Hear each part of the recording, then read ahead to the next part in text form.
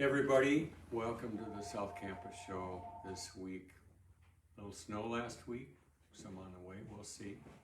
It is December after all, second week in Advent. Got my dog Arlo and good friend over the years, Tom Esch. Welcome, Tom. Thanks, Bob. Great to be here. Thank you. In the studio. Yes, in the studios of the South Campus. Tom, tell us a little bit about where you're from, your family, that kind of thing. Sure. I'm from Roseville. Grew up with a family of 5. We had a black lab. You have a beautiful golden hair, and very Catholic, 2 very devout parents, and 4 boys and then a girl, and lots of sports in the backyard. You and I met back in the late 70s, skiing, I think. Yeah. We did a lot of skiing. We had a ski jump in the backyard, Bob. And we were doing helicopter 360s. We were doing flips, and had so much darn fun. And then our faith was important to many of us in the family, and took it seriously even as young people. We did in the St. Paul CYC, where I think I first met you. Yeah, was important, and that was kind of our world: faith and sports and fun in the neighborhood and old-fashioned pickup games. And back when pickup games were big, I smile because it's amazing how much fun you can have in the backyard. Boy, did we! Especially in the winter, you get the snow and all that. We did.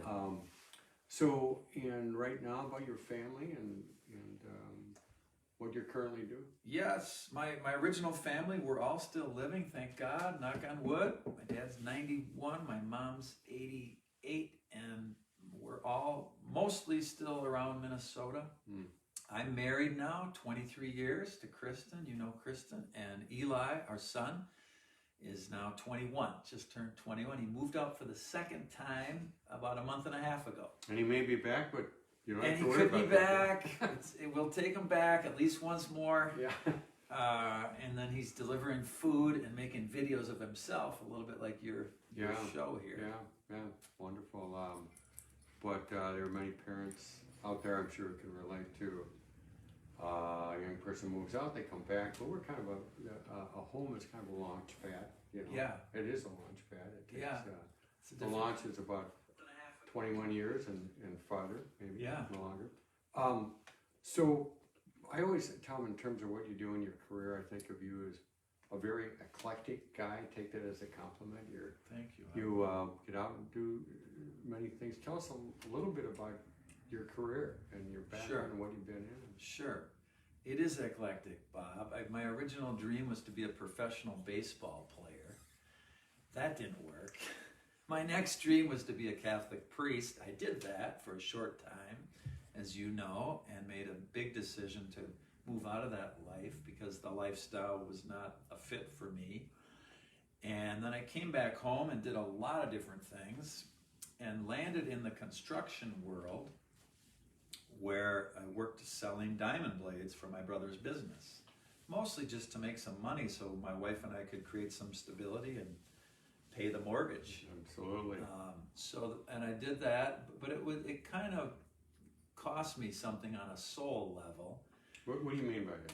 Yes. I mean, I wasn't super satisfied selling supplies to mostly men in construction. Didn't give me a sense of purpose or meaning in my life, which I had in other jobs I had and vocation that I had. So I made the decision to leave and start my own company. So I got a master's degree in conflict resolution and organizational change, and launched out of my brother's business and into a business consulting, helping people have those uncomfortable conversations. That has become my work for the last 10 plus years, and in a way it's been my work my whole life. It's funny to circle back and find out the thing that really is your passion, gives you energy, brings you alive, and you've got a gift for it. Because I remember back in 2003, the diocese was struggling. There was a lot of scandal. We're trying to deal with this. People were disillusioned. We were hurting as a parish. And they called you in. Do you remember that? I do. Meeting, we called it a conversation. Yeah. And that's what we had. Was it that many years ago? Wow. I believe it was, I- yeah. yeah. And I remember that meeting and how you kind of held the energy of everyone. Everyone was heard. Do you remember? Oh, I what was your remember. thoughts on that? I remembered you were courageous to call it, Bob. Amazing, Father Bob, to gather your people and talk about such a painful topic. Some of the frustrations and pain people have with the church, with the hierarchy, with priests. Super courageous, and I just remember it went well. People felt heard. People felt empathy. People expressed a variety of feelings. I thought it was really, really productive. I remember we were talking before, but the goal was not to solve the problem, but to let people be heard and help us come together and be respected in that, in a lot of opinions about this, but help people move through their pain. You did a nice job. I want to tell you that. Thanks, Bob. Things like that are important. I think that's my idea. When people are hurting, let's come together not to fix it, but to be together and to be heard. And sometimes that's good enough. Yeah. So, but there's other things you've launched into. I know I've been to one of your shows with Father Vito. Yes. Guarducci, and you had that, and tell the folks a little bit about Father Vito. A friend challenged me to try some stand-up comedy, and he said you could be Father Guido Sarducci or a spin-off. So I was originally Father Vito Sarducci. Now I'm calling the character Father Vito Incognito. But and he did some shows during COVID. Yeah. We did some. I even did one out here, if I remember. Mm-hmm. But Father Vito's in prison now. He's in the Vatican high security prison for some books he wrote. That weren't approved, maybe. They weren't approved. You know, they were. He did some Dr. Seuss spin-offs without permission. Little edgy. Yeah. Well, like the book, The Cat in the Hat. He redid that. The Cat in the Mask. Got in some trouble with Dr. Seuss, and then the places you're doing your stand-up right now. Oh, the places you'll go. You know that one? Oh, the places you will go. He did. Oh, the places you won't go. Excellent. So he's in jail, but he's going to get out soon. And then you'll be back. You'll be back. Pray. So that's fun, and I can speak to that because I was there, for one of your shows. But you've written a book. Yes, I have. Say a bit about that. I will just say a little bit. Personal accountability and power. I know Bob ordered one. Thank you. It's about personal accountability and power. It's written particularly for the construction industry, but anyone could read it. And the essence of it is, how do you hold yourself accountable, and how do you use your power productively?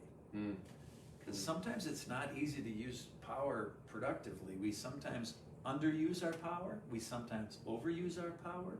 When we have a lot of rank and authority by our title, it can be tricky to use that well. And I got into that. I don't know if you have a minute for the story of how I got into it. But that's the book. The essence of the book is, how do you communicate and have beautiful. How do you hold yourself accountable? How do you have these uncomfortable conversations? Can I tell you how I got into that? It's in the book. It was in 1969. At a wiffle ball game in the backyard, and it ended badly.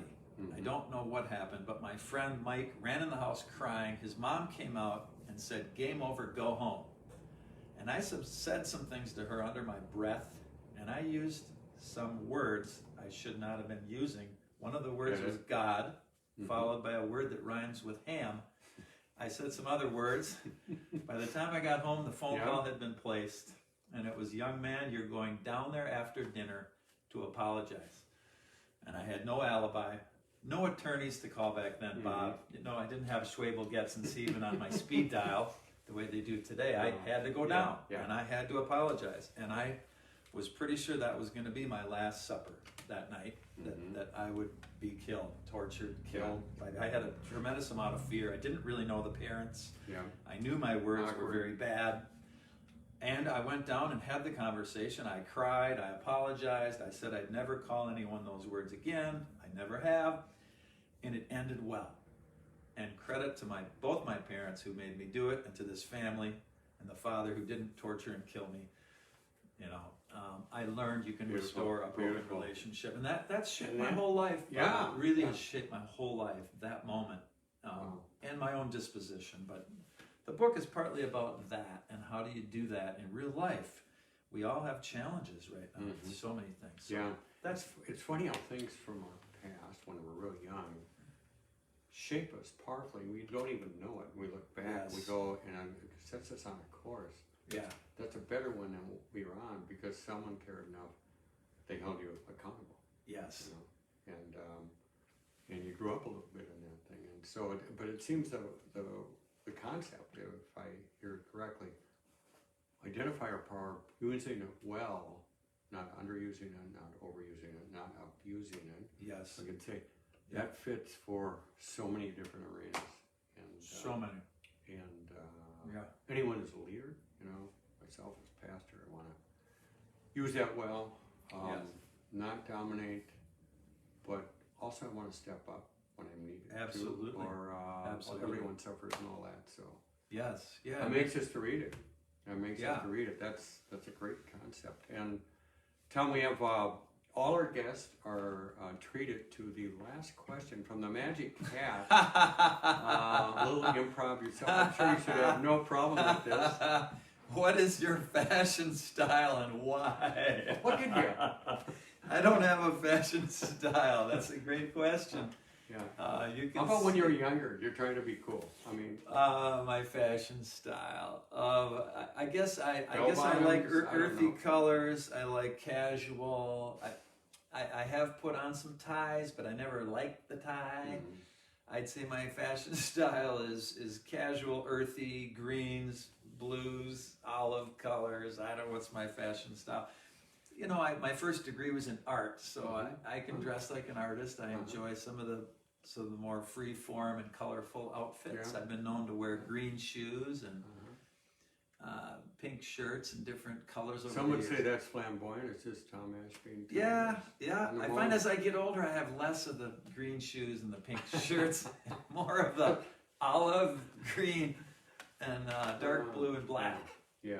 Yeah. But I had to wear a tie for 4 years in high school, Mm-hmm. and could tie a pretty mean, Windsor knot, but haven't worn the tie a lot since then.